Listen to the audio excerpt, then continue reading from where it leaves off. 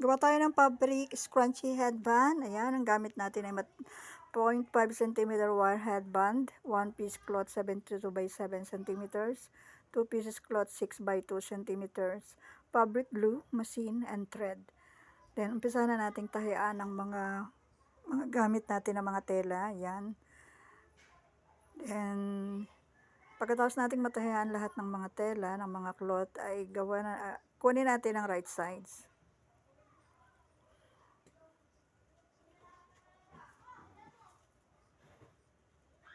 Baligtarin natin lahat ng mga kailangan. Ayan, ganyan.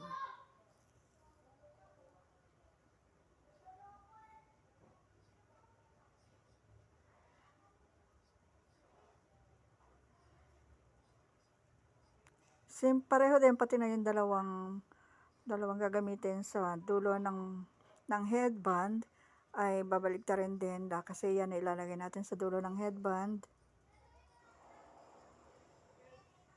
Ayan. Then, yung cloth na mahaba, tatahian natin ng dalawa yan para pag-insertan, para sa paglalagyan ng papasukan ng wire.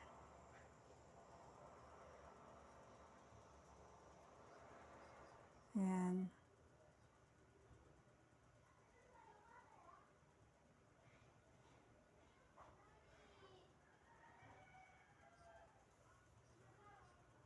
Yan, ayusin na lang yung scrunchie. Yan. Ang gamit ko na pandikit ay fabric glue. Madikit siya, tapos malinis gamitin. Then, lagyan nyo na lahat ng pandikit. Ayan, dikitan nyo na yung fabric ng glue. Fabric glue siya, mura lang siya sa Shopee.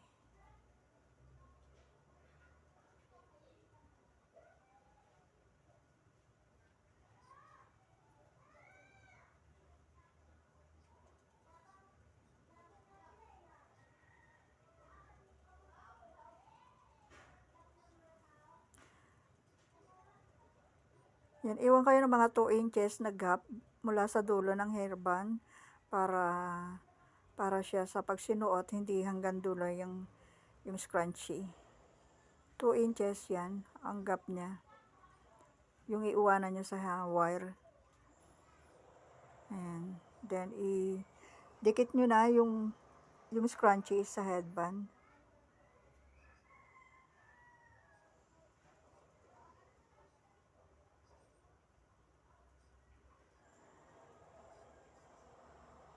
Dikit na rin yung dalawang dulo para ma-fix siya, para malinis.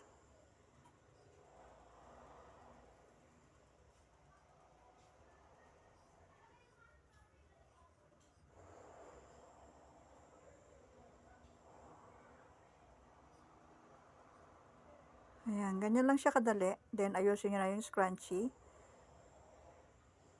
Mabilis lang. Within 5 minutes, kayang gawin yan basta merong mga gamit. Ayan. O, diba ganda?